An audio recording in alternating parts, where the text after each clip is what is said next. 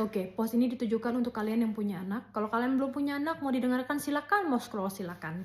Tidak ada paksaan.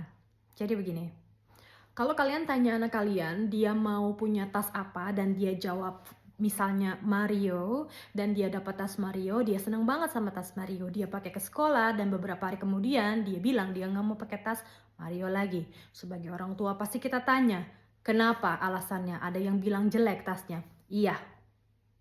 Terus, oh kamu nggak mau pakai tas itu lagi, ya udah cari yang baru. Jangan begitu. Kita harus ajarin anak kita ini untuk stand up, untuk dirinya sendiri.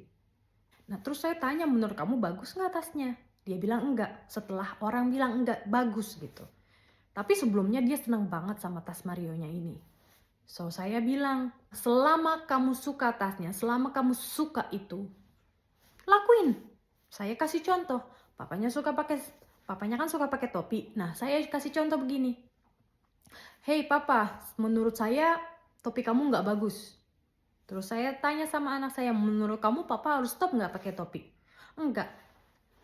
Exactly. Jadi kita harus ajarin ke anak kita bahwa kita harus hidup untuk diri kita sendiri. Orang boleh komentar, tapi jangan sampai itu membuat kita berhenti melakukan apa yang kita mau dan apa yang kita suka.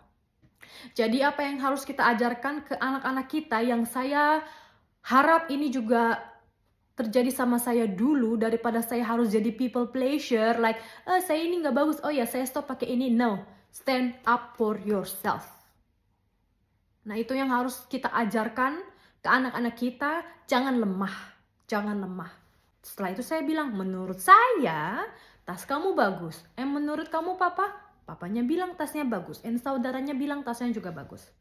And then kemudian dia mau pakai tasnya sampai sekarang. Ingat ya, hidup kamu itu harus terserah kamu, kemauan kamu, bukan apa kata orang lain. Sekian, terima kasih.